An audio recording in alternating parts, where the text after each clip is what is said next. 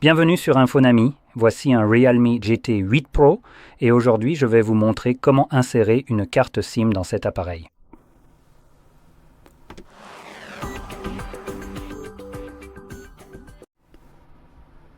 Avant de commencer, vous aurez besoin d'un outil d'éjection de carte SIM qui est fourni avec l'appareil dans la boîte. J'en ai un juste ici. Celui-ci a l'air un peu sophistiqué et provient d'un appareil d'entrée de gamme. Mais en général, vous chercherez quelque chose qui a l'air un peu plus basique, comme ceci, ou quelque chose de similaire. Sinon, si vous ne trouvez rien de ce genre, vous pouvez utiliser un trombone. Redressez l'une des extrémités, tant qu'il n'y a pas de plastique ou d'enrobage autour. S'il y en a, vous pouvez le couper, et une fois que c'est fait, cela fonctionnera aussi bien que n'importe lequel de ces outils.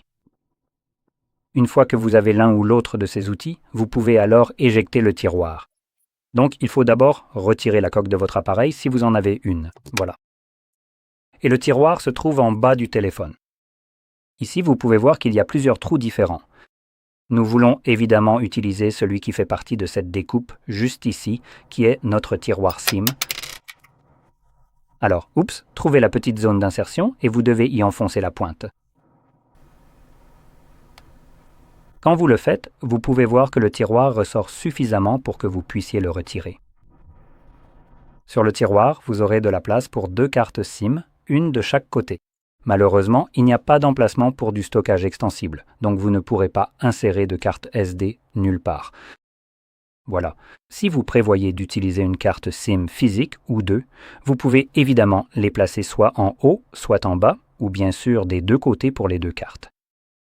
Mais si vous envisagez d'utiliser une eSIM, je ne suis pas certain que ce modèle la prenne en charge, pour être tout à fait honnête, mais si c'est le cas, alors le numéro SIM 2 sera toujours réservé à une eSIM.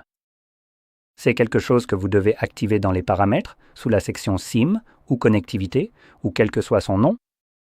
Et une fois que c'est fait, cela désactive en fait le tiroir du bas, qui correspond à la SIM numéro 2, l'empêchant de lire toute carte qui s'y trouverait. À la place, vous pourrez alors connecter une eSIM tout en continuant à utiliser une carte physique dans le tiroir du haut qui correspond à la SIM numéro 1.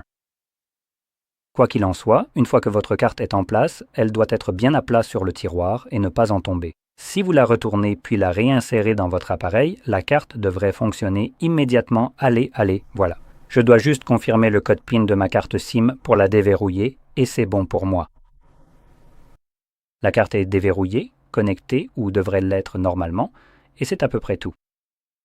Donc, si vous avez trouvé cela très utile, n'oubliez pas de mettre un like, de vous abonner et merci d'avoir regardé.